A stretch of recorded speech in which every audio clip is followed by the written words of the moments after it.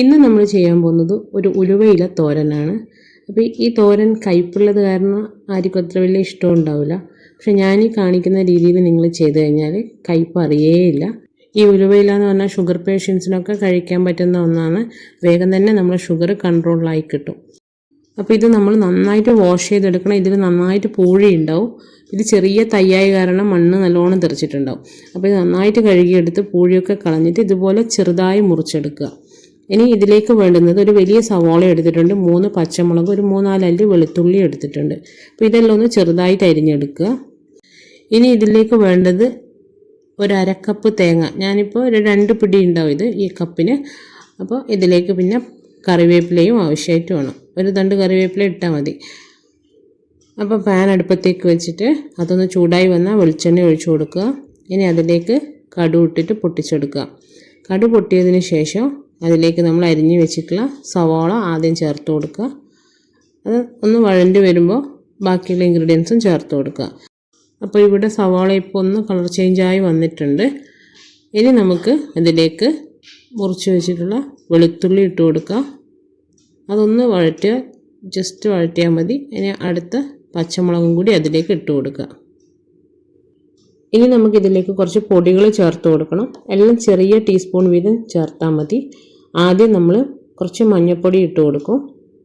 മഞ്ഞൾപ്പൊടി ഇട്ടതിന് ശേഷം നമ്മൾ മുളക് പൊടി, എരിവില്ലാത്ത മുളക് പൊടി, കശ്മീരി ചില്ലിയാണ് ഇട്ടിട്ടുള്ളത്. കാരണം പച്ചമുളക് ഒരു 3 എണ്ണം ഇട്ടിട്ടുണ്ട്. ഇനി ഇതിലേക്ക് നമ്മൾ മുറിച്ച് വെച്ചിട്ടുള്ള ഉലുവയില ഇട്ട് കൊടുക്കുക. എന്നിട്ട് എല്ലാം നന്നായിട്ടൊന്ന് മിക്സ് ചെയ്യുക. അപ്പോൾ ഈ ചൂട് കൊണ്ട് തന്നെ വേഗം തന്നെ ഇലയൊന്ന് ചുരുങ്ങി കിട്ടും നമുക്ക്. അത്രയും സോഫ്റ്റ് ആയിട്ടുള്ള ഇലയാണ്. അപ്പോൾ ഇലയൊന്ന് ചുരുങ്ങി വന്നു കഴിഞ്ഞാൽ ഇനി നമ്മൾ ഉപ്പിട്ട് കൊടുക്കണം. ഉപ്പ് ഇട്ടതിന് ശേഷം നമ്മൾ കുറച്ച് നേരം ഇതിനെ മൂടി വേവാൻ വെക്കണം. കുറച്ച് നേരം വെച്ചാൽ മതി. അപ്പോഴത്തേക്ക് തന്നെ അത് വേവാവും. നമ്മൾ മൂടി വെച്ചത് കാരണം ഈ ആവി കൊണ്ട് കുറച്ച് വെള്ളം അതിലുണ്ടാവും. പിന്നെ ഉള്ളീൻ്റെ ഒക്കെ വെള്ളം ഉണ്ടാവും. അതൊന്ന് വറ്റാൻ വേണ്ടിയിട്ട് നമ്മൾ മൂടി തുറന്നതിന് ശേഷം കുറച്ച് നേരം കൂടെ അത് വഴറ്റി കൊടുക്കുക. ഇനി ഇതൊന്ന് ഡ്രൈ ആയതിന് ശേഷം ഇതിലേക്ക് നമ്മൾ കറിവേപ്പില ഇടാൻ നോക്കണം.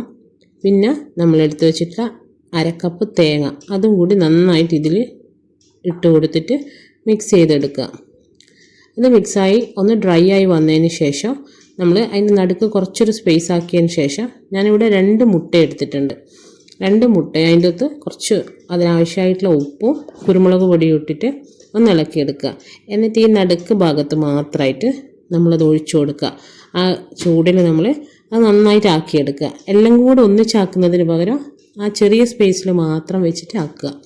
അപ്പോൾ മുട്ട ഒന്ന് വേവായി വരുമ്പോഴത്തേക്കും പാനൊന്ന് ഇളകി വരുന്ന സമയത്ത് എല്ലാം കൂടെ ചേർത്തിട്ട് മിക്സ് ചെയ്യുക. എന്നിട്ട് ഡ്രൈ ആക്കി എടുക്കുക. അപ്പോൾ ഇത്രയേ ഉള്ളൂ റെസിപ്പി. വളരെ ഈസിയാണ് ചെയ്തെടുക്കാൻ.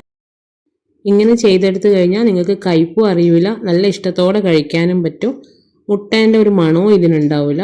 അപ്പോൾ എല്ലാം കൂടെ നല്ലൊരു ഹെൽത്തി ആയിട്ടുള്ള ഒരു തോരനാണ്. അപ്പോൾ എല്ലാവരും ചെയ്ത് നോക്കുക. എന്നിട്ട് ഫീഡ്ബാക്ക്സ് കമൻസിലേക്ക് കൂടെ അറിയിക്കുക, കയ്പുണ്ടോ ഇല്ലയോ എന്നൊക്കെ. അപ്പോൾ എൻ്റെ റെസിപ്പീസൊക്കെ ഇഷ്ടപ്പെടുകയാണെങ്കിൽ ലൈക്ക് തരാനും അതുപോലെ സബ്സ്ക്രൈബ് ചെയ്യാണ്ട് കാണുന്നവരുണ്ടെങ്കിൽ ഒന്ന് സബ്സ്ക്രൈബ് തന്ന് സപ്പോർട്ട് ചെയ്യാനും മറക്കരുത്. അപ്പോൾ ഇനിയും നല്ല നല്ല വീഡിയോസുമായിട്ട് വീണ്ടും കാണാം.